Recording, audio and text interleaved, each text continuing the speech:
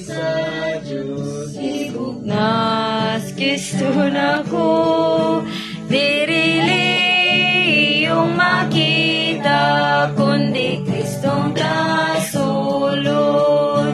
Tuyo kalipay sa Diyos, Kristo isulod Ako, dili dayang nga pagbuhat, kundi Kristong tanan ko. Tuyo kalipay sa Diyos, mahuli Kristo na ko.